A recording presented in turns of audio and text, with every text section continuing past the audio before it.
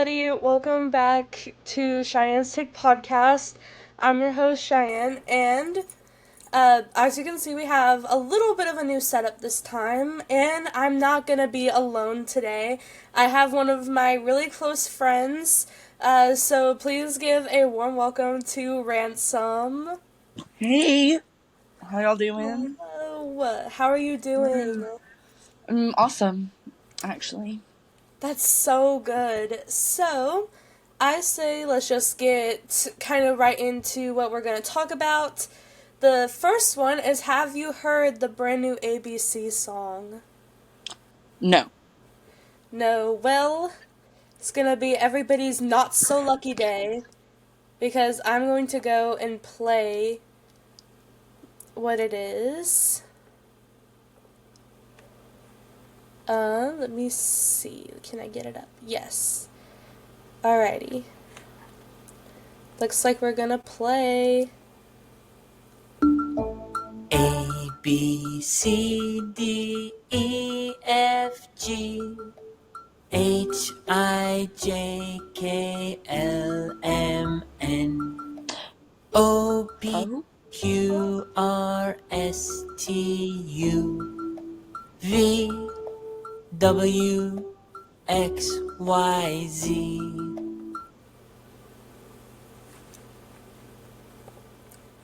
Okay, now that's an issue. What was that? What Why what was did it you so slow? cross? Why was it so slow? Right. It's supposed to be LMNOP, not LMN LO. I don't Thank know. you. I forgot the alphabet. But that's really weird. So I actually did do just a little bit of research on why, because I was so confused what the purpose was. So it says that the ABC song has been updated to improve literacy by addressing common difficulties children experience when learning the alphabet. Specifically, the new version clarifies the letters L, M, N, O, P, and Y, Z can sound like single letters or be easily confused in the traditional song. So they changed it pretty much to help people better understand the alphabet, I guess. I mean, that's weird because I knew LMNOP was like 4 different letters. Yeah, right. It is really not that hard. It's 4 different letters. And YZ? Are you serious? Come on now. Yeah, YZ. I could understand LMNOP, but YZ, like, what? I've Right. never met someone in my whole life that has ever had problems with YZ before. Right. Just crazy. The next thing is that the Gulf of Mexico is not the Gulf of Mexico anymore. It is now the Gulf of America. What are your thoughts about the Gulf of America? I mean, it's not that big of a concern. It's a little weird because it sounds a little weird, but it's fine. To me, I don't really care too much. It's not that big of a deal. Right. The big part that I personally get at is that I just don't understand why they did it, but I'm not that bothered by it in any way. It's just really weird. Right. It is a really strange change to just change the name of the country after the word of, but it's a little strange. Right. It's just a little weird.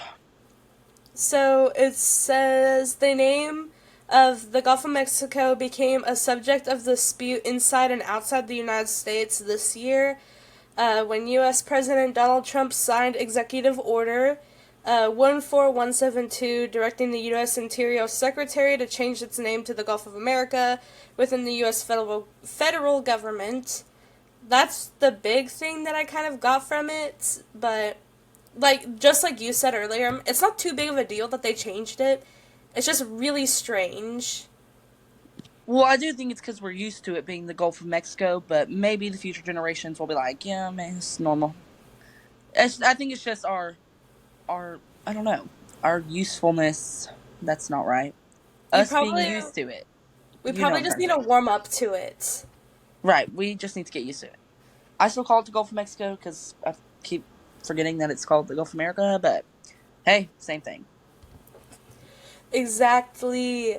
So, we're just gonna take a quick little break really quick and ask how you're feeling. Like, this is, you're the first ever special guest on the podcast. How are you feeling right now? I mean, I feel awesome. I feel honored. I would like to thank my parents. Just kidding. It's not that big, but it's pretty crazy. Hey, I don't know. Yeah, I'm really excited that we have gotten enough support. I know a lot of people have been watching the shorts I've been putting on, and I know I did also get quite a bit of love on the first episode. So I think this is definitely a big step up. So we'll see how this one does. I have no idea. So I guess we can kind of just like move on. So this one is going to take a little bit longer to talk about. Um, but scientists have predicted that the Milky Way and Andromeda galaxies are predicted to collide in 4 billion years. Um, though a recent study suggests a 50% chance of avoidance. The collision is expected to be chaotic, but Earth and our solar system are likely to survive. So, just in that sentence alone, what do you think? I mean, that's crazy. I actually thought we were going to die, but the 50% chance, I mean, that's actually great. That's crazy. Two I galaxies mean, colliding and then our solar system has a chance of survival. That's crazy. honestly, I think that we're gonna be dead way before this, but that's still pretty wild. Um, Right. Those would be my like 4 million great grandchildren. right? That's like a lot. I don't know what that is. That's really cool. That, hey, maybe we'll survive. You never know. It says that the Earth should be likely to survive, but I don't really know about that. Let's read a little bit more stuff that they're saying. So, the collision speed, it says the galaxies are approaching each other at nearly 250,000 miles per hour. Oh my Um, gosh. that's very, very fast. Let's just put it that way.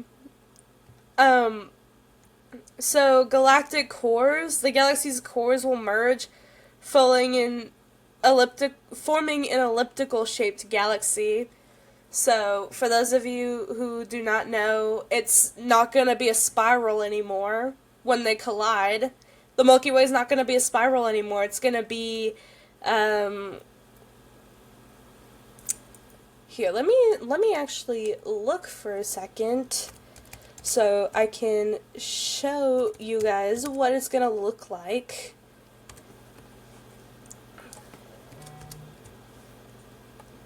My phone is going off like crazy right now.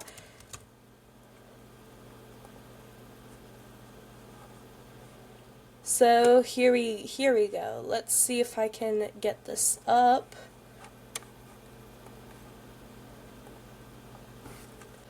So it's gonna look more like this, our Milky Way galaxy. It's not going to be a spiral anymore.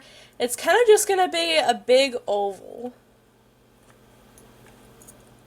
So that's gonna be pretty interesting to see that, to say the least. That's a little spooky because that's really fast. That is really fast. How fast you said it Um, was?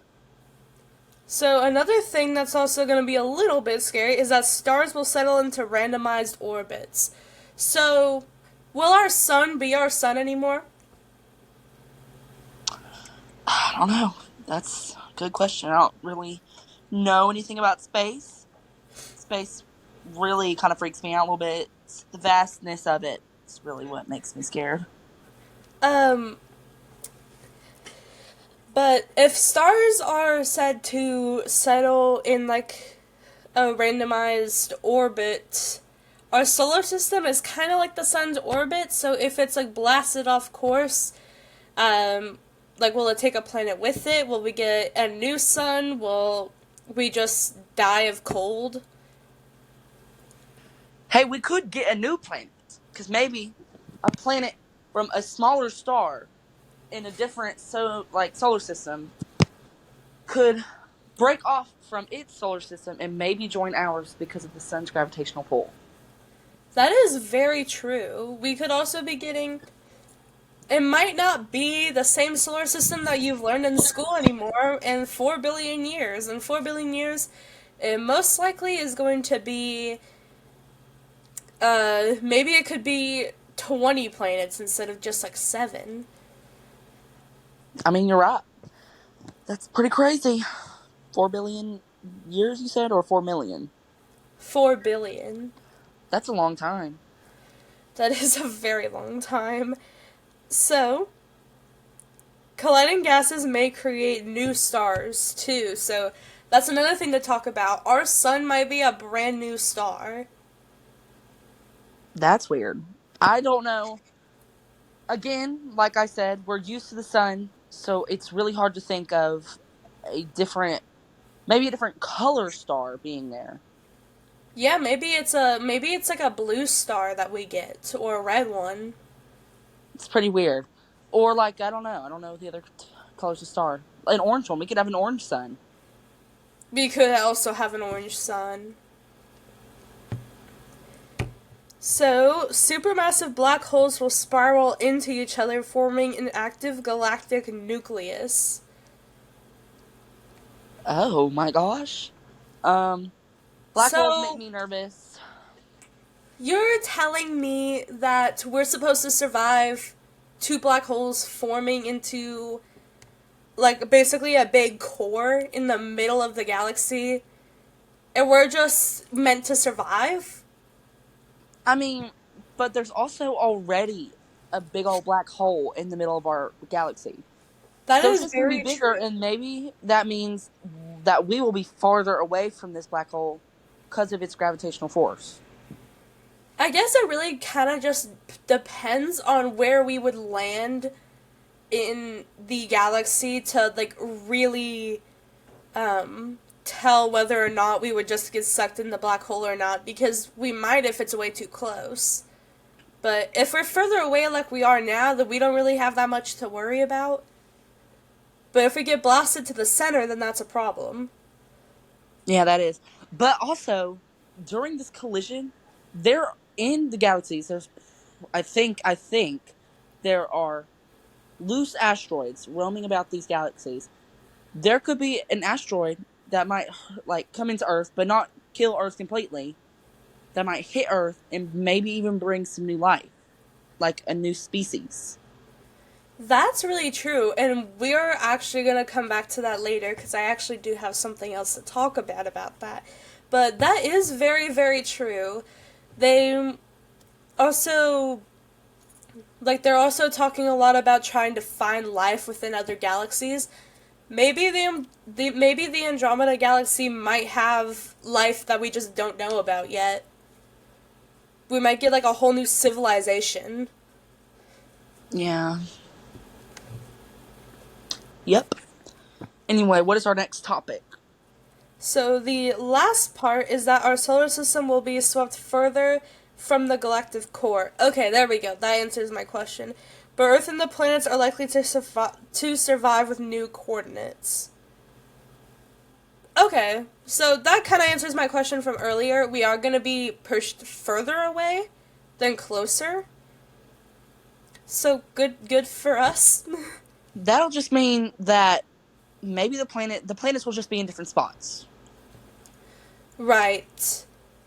But since we're so close to the sun and the sun has such a hold, like its gravity has a hold on us, I don't think we're going to budge too much. Like maybe we'll be a little bit further away or maybe we'll be a little bit closer, but either way I think we'll be okay. Right. But the last thing I actually have to talk about is kind of still on the space theme, but coming back to something you said earlier, is A giant planet 124 light years from Earth has yielded the strongest evidence yet of extraterrestrial life. It may be thriving beyond our solar system, so says astronauts. Before I read any more, what do you think about that? I mean, that's my home planet. Like, I'm from there. So there is chance of life because I am from there. I haven't been there for 4.5 billion years. So it could have been changed. You never know. That is absolutely insane. So, observations by the James Webb Space Telescope of the planet called K218b appeared to reveal the chemical fingerprints of two compounds that on Earth are known to be produced by life. Hmm. Like I said, that was probably from me because I am from there. And I Um, was born there in the city of Zorp. Yep. And you used to live there. That was all you. yes, my family, they're from there. Yep. That's like your people thriving. Yes, it's them. I think they are putting out signals for me to come back, but I don't think I'm just quite ready. So, detection of the chemicals. I'm not even going to attempt to try and say those chemicals because I would definitely stutter. I'll just say DMS and DMDS would not amount to proof of alien biological activity, but could bring the answer to the question of whether we are alone in the universe much closer. So, maybe there's life closer than we know it. I mean, you're right. I think I heard something about there being life on, I think one of Saturn's moons or one of Jupiter's moons. Having the That is most, really interesting. having the most, possibility of life. Mars, I think Mars has some sort of something on it. Because it has liquid water, it has ice water. And I do think it could host some life on that planet. If there was ever any possibility of humans ever like terraforming Mars, then that would be another whole thing of more human civilizations living on it, which would be really, really cool. Yes, it would. So it says this is the strongest evidence to date for a biological activity beyond the solar system, says an astrophysicist at the University of Cambridge who led the observations. We are very cautious. We have to question ourselves both on whether the signal is real and what it means. I do think that the signal is real because, like I said twice, I am from this planet, and it is my star family reaching out to try to get me back home. But I've told them many times I'm not ready. I like it here on Earth. It's like very warm. I mean, the University of Cambridge should just come out to you, because you just know everything about the planet. Right. I do think they should because I'm just a local. So it also says he added decades from now we may look back at this point in time and recognize it was when the living universe came within reach. This could be the tipping point where suddenly the fundamental question of whether we're alone in the universe is one we're capable of answering. Hmm. Well, since my planet's kind of like Africa. Okay, it's very third world. We don't have lots of technology there. See, but I climbed on an asteroid, right? And I was like, I want to go explore. And being that we had no technology, there was no way of my exploration. Okay? Right. So when I was on my way, right, on this asteroid, it took me to Earth. And then I was like, hey, there's creatures here just like my home planet. No humans yet. That was like 4 million something years ago. Oh, No, that was 45.8. A million years ago. And I think I wiped out the dinosaurs. Oh my gosh. That was me. That's how I got here. That's actually insane. So, Yeah, I know. It's just my upbringing story. That's how I got here. basically, to everybody watching, there might be extraterrestrial life in our universe, or as Ransom says, maybe it's in our current solar system, we just haven't discovered it yet. Yes. Alrighty, well, that's all I have to talk about, and thank you so much for being the first ever special guest on my podcast.